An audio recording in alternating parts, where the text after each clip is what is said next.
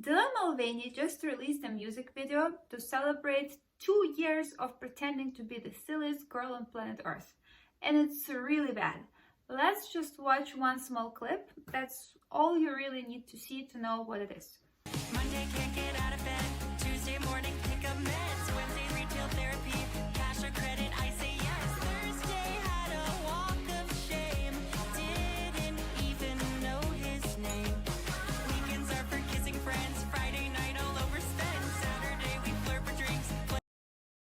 According to Dylan, a girl is this really silly creature full of makeup, jumping up and down while wearing skimpy clothes.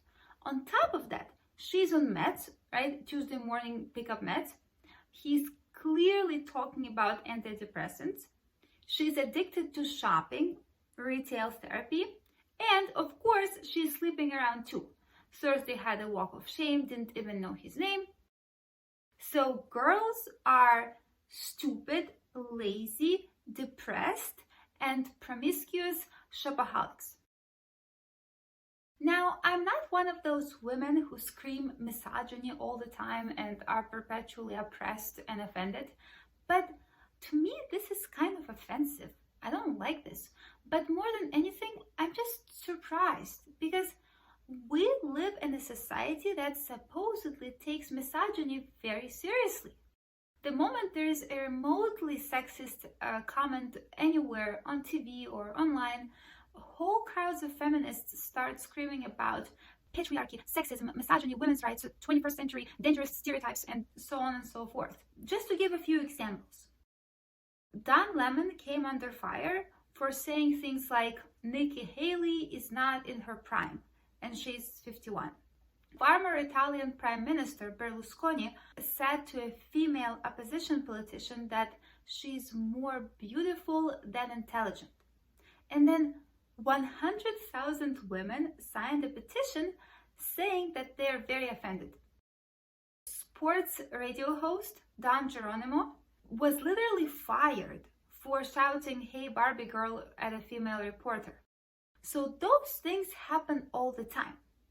And then in the same universe, there is Dylan Mulvaney, right? Who spent the last 2 years basically saying that being a girl means being a really dumb slut with mental problems, because that's what he acts like. And all the feminists are crying, like, oh my gosh, Dylan, this is so beautiful. This is so empowering. I think it's important to understand that this stuff is designed to be offensive. He just knows that he can get away with it because he's trans. There was this picture the other day on Twitter or X with Lady Gaga and Dylan Mulvaney. And I captioned it as a fake feminist affirming a fake woman. If you like this content, please hit the subscribe button together with the bell sign so that you don't miss any of my future videos. I also do satire and woke cosplay. We see that nowadays, the most important thing for feminists is to keep their membership in the progressive woke cult. So they will choose a biological man over an actual woman in the blink of an eye. It's so interesting to see how things completely turned around, and it's the conservatives who are fighting for women now. But who is really Dylan Mulvaney? There's this idea on the left that not being a man somehow means that you're a woman. Like, if you don't want to be one, then you can be the other. But I would argue that if you don't want to be a normal man, that doesn't make you a woman. That just makes you into a failed man. You have nothing to do with womanhood. We're just forgetting what it means to be a man because we lost our standards.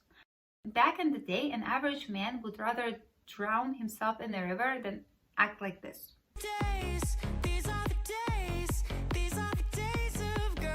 Because there were standards. So I kept on asking myself this question: why is anybody paying attention to Dylan Mulvaney? Why did he become so popular? It's not because of physical attractiveness. And it's not because he's artistic or creative. Like, there's nothing artistic or original about this stuff. It's just trash. So I think what it is that he encapsulates something about our culture. It's failed manhood combined with fake womanhood, combined with an extreme sense of entitlement and willingness to do anything to get attention.